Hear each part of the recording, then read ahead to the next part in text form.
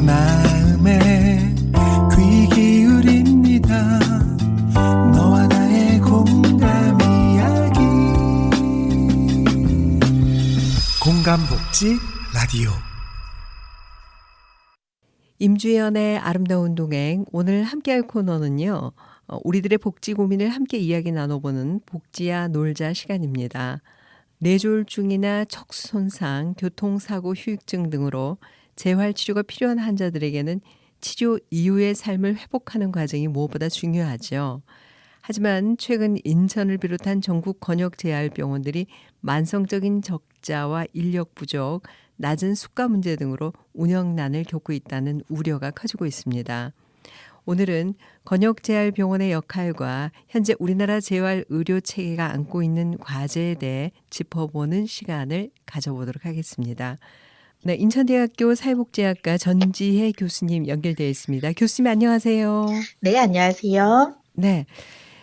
인천의 경인 권역 재활병원을 포함해서 전국의 권역 재활병원들이 운영난을 겪으면서 제 기능을 하지 못하고 있다는 목소리가 높던데요. 네. 실제 현장은 어떻게 보고 계신가요? 네, 말씀하신 대로 그 권역별 재활병원이라는 게 우리나라에 있거든요. 이 병원은 한 7개 정도 현재 운영이 되고 있어요, 전국적으로.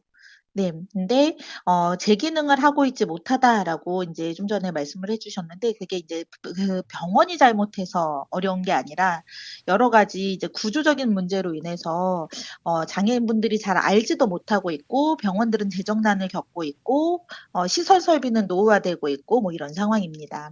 네. 그렇다면은 이 권역재활병원은 어떤 역할을 하는 곳인지 조금 네. 이해하기 쉽게 설명을 좀 해 주신다면요.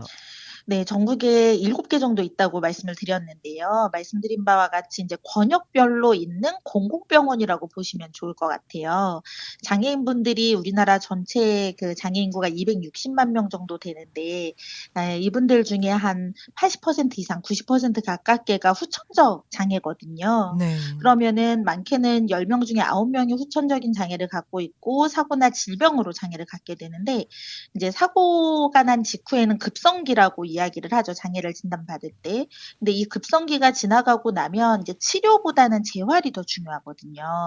근데 권역별 재활병원이라고 해서 이 장애가 발생한 직후 급성기가 지나면 이제 이 재활에 힘을 써야 되는 그 시기에 다닐 수 있는 공공병원이라고 이해를 하시면 제일 좋을 것 같습니다.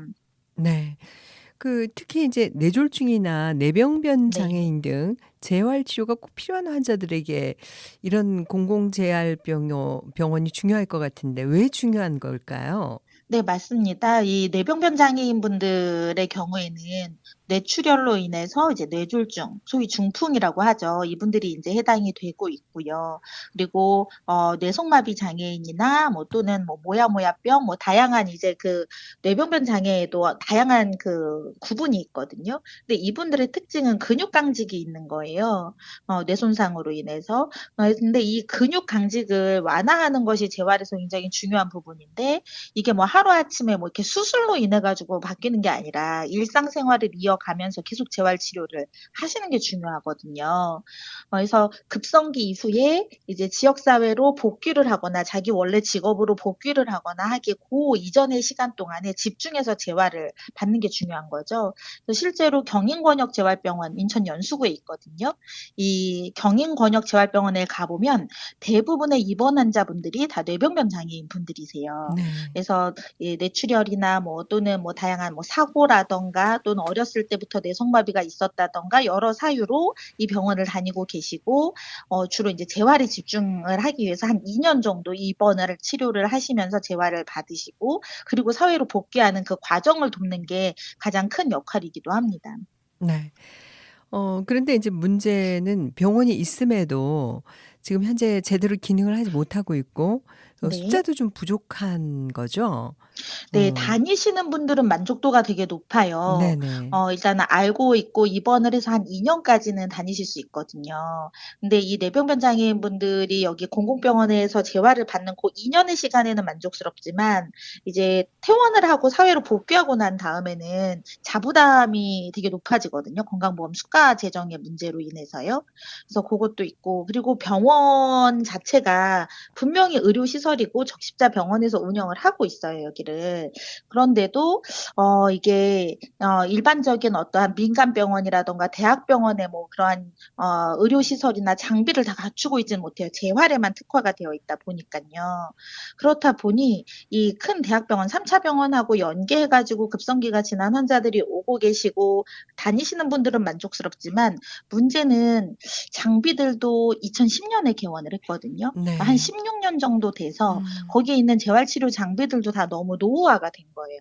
근데 이거를 장애인복지법상에 있는 의료재활시설로 규정을 하거든요. 네. 그렇다 보니까 이게 완전히 병원도 아니고 복지시설도 아닌 그 중간에 음. 끼어 있는 애매한 존재인 거예요. 병원은 병원인데 병원인 것 같지 않기도 하고, 네. 복지시설로 장애인 복지비 영역에서 관할을 하고 있다 보니까 시설 장비 교체라든가 의료진에 대한 뭐 넉넉한 투입이라든가 이런 게 어려운 상황인 거죠. 네. 그래서 지금 계시는 의료진 선생님들 너무 애써 주시고 열심히 해 주시는데, 이분들도 인력이 더 필요하다, 장비가 더 필요하다, 그래야 환자들이 더 충분히 재가장애인분들도 와서 치료를 받으실 수가 있거든요.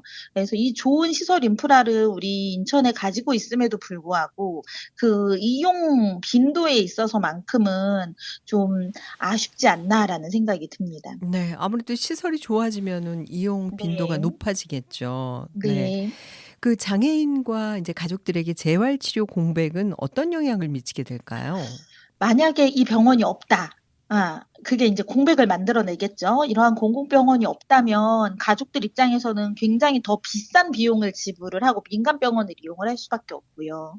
그리고 민간 병원에서 치료를 받고 나서도 다양한 이제 추가적인 재활이 일상을 위해서는 필요한데, 요 병원에서는 낮병원도 운영을 하거든요. 그러니까 장애 네. 아동들 같은 경우에는 아침에 입원을 했다가 매일 오후에 퇴원하는 구조로 이렇게 매일매일 병원에 어린이집이나 학교를 가듯이 다닐 수 있는 거예요. 어.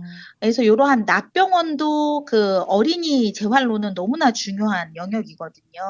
근데 만약에 이러한 낮병원도 운영이 안 된다든지, 특히 소아재활은 수가가 낮기 때문에 민간 병원에서 아예 제공을 안 하거든요. 그래서 인제 어린이 아동이면서 뇌병변 장애를 가진 아동에게는 정말 없어서는 안 되는 재활병원이고요.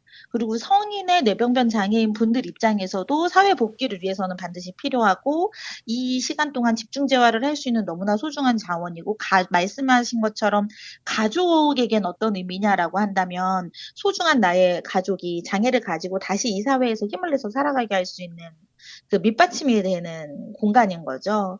근데 이제 공공병원으로서 그 질이 좋아지고 충분한 어떠한 그 기능을 다할 수 있도록 적극적인 지원이 좀 있었으면 좋겠어요. 네. 제가 아는 지인도 이 재활 시스템으로 병원에 오래 계시는데요. 현재 네. 우리나라 그 재활 시스템은 어떻게 보면은 병원 중심으로만 운영이 되고 있는 것 같아요. 그쵸. 그 네. 집이나 지역 사회 안에서 재활이 어려운 어떤 구조적인 이유라면 어떤 게 있을까요? 음.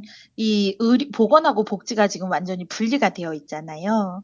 보건하고 복지 영역이 분리되어 있고 복지 서비스 따로, 보건 서비스 따로 이렇게 돼 있거든요. 근데 최근에는 이거를 이제 다 묶어서 집에서도 방문 의료 서비스를 받게 하겠다 해서 그 통합돌봄법이 올해부터 시행이 돼요.